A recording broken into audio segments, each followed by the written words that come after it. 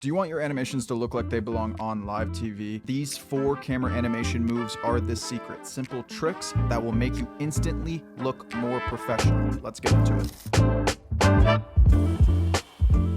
I've built these animations into sports, entertainment, and broadcast animations for top clients. They're quick to set up, but very powerful. At the end, I'll show you where to pick up the project file. It will be in the description on my Gumroad page. Alrighty, to start this off, I will be making these camera animations inside of a Redshift camera. I recommend using Redshift when you're inside of Cinema 4D. That's my workflow, but you can copy everything over to a default Cinema 4D camera or any setup that you're comfortable with. And if you don't use Redshift, no problem. Just create a new standard camera, drag the animation tracks that we're gonna do here in this video onto its timeline, and the motion will transfer 1-to-1. Just reapply any target tags that we put on and any spline constraints that we put on, and you should be good to go. So if you don't already know how to change your settings to Redshift, you go to this button right here, press it, you go to renderer, and you might be on viewport render, you just switch it to Redshift render. I'm gonna switch our width to 1920 by 1080, press enter.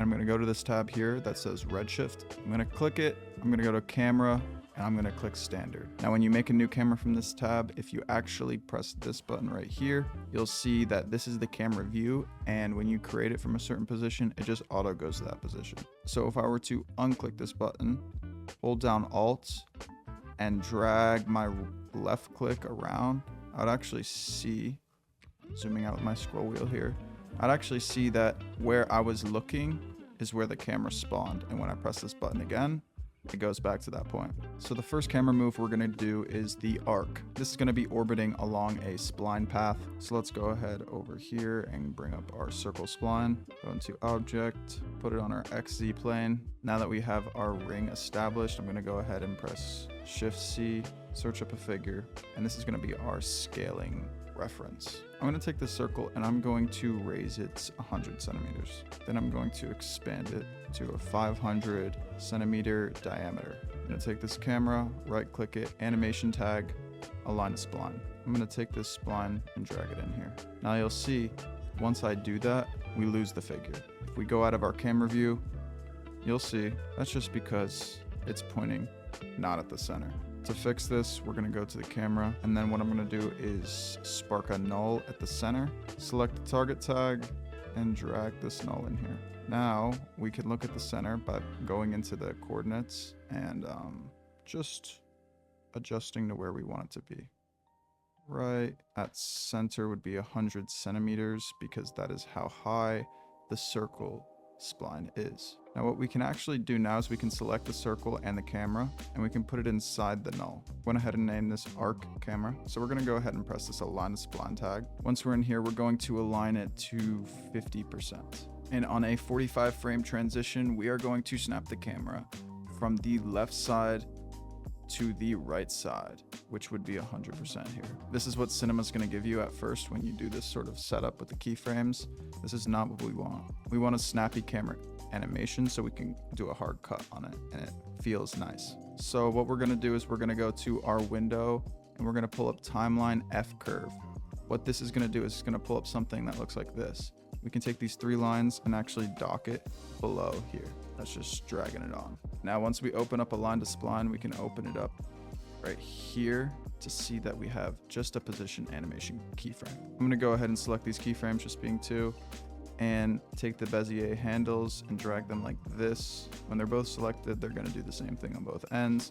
And we're going to make it sharp on either end and flat in the middle. That's going to give us a sharper start, a slower hold, and then a sharper release. That's basically saying over time, it's going farther amounts of value, meaning up is value, and time is left to right. So the more it goes up faster, left to right, means it's going sharper here, but slower here. So faster here on the ramps, slower when it's not going so far up. So now we have something like this. I'm gonna just finick with this keyframe here. It really is just a finick and feel process. to get what you like the best. Now, once you have this animation, you can actually use this for a ton of different things. Whatever is here, whether it's a logo or some sort of other object or an animation or some sort of MoGraph, this arc movement will look great to give a little bit more of dynamic push. I use this for hero shots or 3D logos. It adds depth without overcomplicating the scene. All right, we're gonna mute this camera by just pressing these buttons right here. By double clicking them, they turn red and it turns it off. Now we're gonna move on to the second camera animation, which is a dolly or a zoom. Once again, Redshift Camera standard. It's gonna spawn where we're at. That's completely fine. Let's go to these transform positions and we're basically just gonna zero out everything, even the rotation. Now we'll take Z and we'll push it back. Let's go negative 500 centimeters. I'm gonna raise up 100. And essentially what I'm gonna do with this dolly or this snappy zoom, over 45 frames, I'm gonna push in 500 centimeters. We're gonna do a slight hold and then we're gonna move in another 500. So it's gonna be snap, hold, snap. So what we're gonna do here is go to frame 20, take that Z position and put a keyframe down. This is gonna be where our moving hold is. Let's go back to the beginning and I'm gonna put in negative 1,000. Let's go ahead and select that keyframe. Now, as you can see, our new camera has popped into our F curve. I have named it Zoom Camera. If you don't see your keyframes initially when you set them in your attributes over here, go to frame and frame all. That's just gonna bring them up here. And then if you want to see the whole timeline, go to frame preview range. That's what I quickly do to pull up what I just set in the attributes. Now what we're gonna do is we're gonna go to the very end and set another 500 centimeters forward for the ending.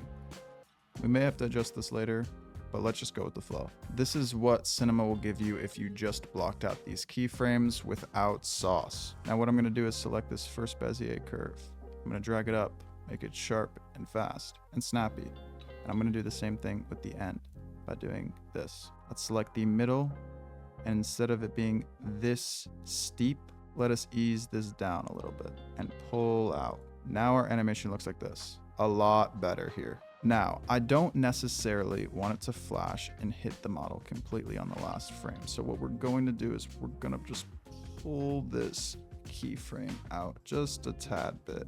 So it ends right about 20-30 centimeters before hitting it. Let's see what that looks like. Not bad. It pops, but maybe 50. Do some slight adjustments here. Alrighty, I think I found a little bit of a sweet spot here, and that's what we're gonna go with for the snappy dolly zoom. Just made a null here, and I'm gonna drag this camera in here. Take this null, press the red buttons, and we're gonna move on to the next. The next is the X-Pan, a clean horizontal glide. Let's jump right into it. Redshift Camera, standard. Let's hop through our view. Let's go to negative 500. And what we're gonna do is go to this X position, go to 20, set a keyframe at 0, then bring it all the way back to the beginning. And we're gonna drag out here until, let's say, about 500. Then let's do the same thing at the end. Now I'm gonna show you what it looks like straight out of Cinema when doing an animation like this on just the blocking and placing the keyframes. That's not exactly what we want. So once again, frame, all, frame, preview range, and we seem to be at the preview range. So I'm gonna take these Bezier handles. First one behind my face cam a little bit, but this one, just making it sharp here. That's what I'm doing with the other one. And we want it to pop into cam. So within about a couple frames, we want to see our figure. Then we want to flatten out this middle hold. Not make it too flat because then it would completely stop. But we want to flatten it out a bit. Let's see what that looks like. Alrighty, I think that's looking really good. This animation is great for connecting wide graphics, adding a little bit of lateral energy, you know, a little bit of handheld flow sometimes. Obviously, you need a little bit more rotation play with how you're treating the camera, panning on different axes, but this is the base, and I've used this countless times in sports graphic motion transitions. Let's go ahead and name this X-Pan Camera, make a null for it, drag it in, and we're going to get rid of it for now. So the next camera move is similar to the last camera move, and this is the final camera move we will be doing. It is the Y-Pan. As we just saw the pan animation from left to right, we will see an animation from top to bottom, or you can reverse it to do bottom to top. A vertical sweep that is perfect for reveals. So let's go ahead and go into our Redshift tab, cameras in standard once again. Pop into this view, and we're gonna be animating on the Y plane this time. Let's make that keyframe right at 20 frames. Drag this timeline back, and we're gonna drag that camera all the way above the head. It seems about 500 is what we're sticking with. Make sure to place that new keyframe. Make sure it's red, not orange. If you forget to do that, it won't place it. And if it's orange, it will delete it. So make sure to lock that in. And we are going to look at our animation graph and finish the Y animation by completing -500 on the final keyframe. Once again, this is what Cinema will give you right out of the gate.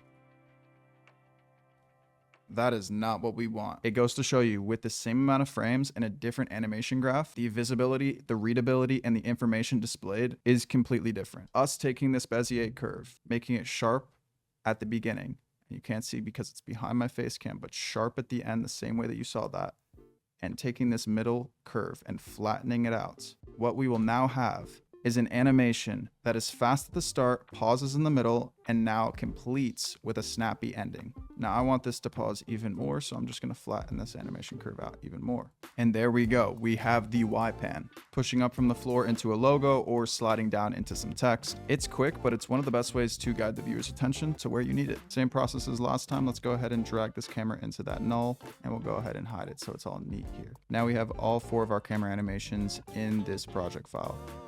We have the arc, we have the zoom, the X pan, and the Y pan. These 4 moves are plug and play, and now they're in one project file and all at the same scene scale. This works in both Redshift and Cinema 4D standard cameras. If you had some trouble following along with this tutorial, you can get these exact animations on my Gumroad page. These camera rigs will be available for you to download and for you to test out and dissect. Steal them, tweak them, and make your work look like it belongs on TV.